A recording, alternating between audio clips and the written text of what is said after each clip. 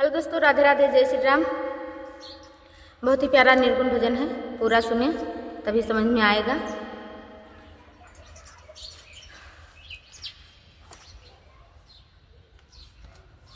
अरे गाढ़े में जियरा फंसाई गए, आने गवन पियाई गए। गाढ़े में जियरा फंसाई गए, आने गवन पियाई गए। ससुर से आइले नवा पंडितवा, ससुर से आइले हाँ नवा पंडितवा, नवा पंडितवा हाँ नवा पंडितवा। अरे गौने कई दिनवा धराई गए, अरे गौने कई दिनवा धराई गए, याने गवन पियाई गए। गौने कई दिनवा धराई गए, याने गवन पियाई गए। रिगाढ़े में जियरा फंसाई गए, याने गवन पियाई गए। हरी हरी डोलिया के लाल वहरवा, हरी हरी डोलिया के लाल वहरवा, लाल वहरवा हाँ लाल वहरवा।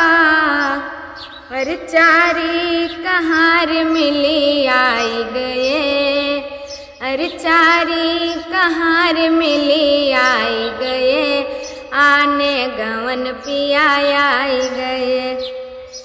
अरे गाढ़े में जियरा फंसाई गए, आने गवन पियाई गए। डोलिया लाए धरिए बन मुजवा, डोलिया लाए धरिए बन मुजवा, धरे बन मुजवा हाँ धरे बन मुजवा। अरे मुड़वा माया गिया लगाई गए, अरे मुड़वा माया गिया लगाई गए, याने गवन पियाई गए। मुड़वा माया गिया लगाई गए, आने गवन पियाई गए।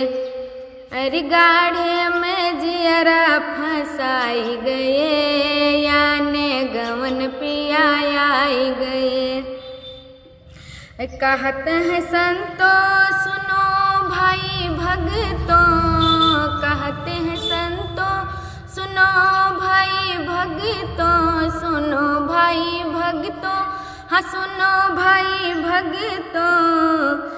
अरे नैहर से नाता छोड़ाई गए, अरे नैहर से नाता छोड़ाई गए, याने गवन पियाई गए। अरे गाढ़े में जियरा फंसाई गए, याने गवन पियाई गए। बहुत ही प्यारा निर्गुण भजन था। आप लोग सुने, कमेंट लाइक सब्सक्राइब जरूर करें। कमेंट में जरूर बताना कि हमारा गाना आप लोगों को कैसा लगा।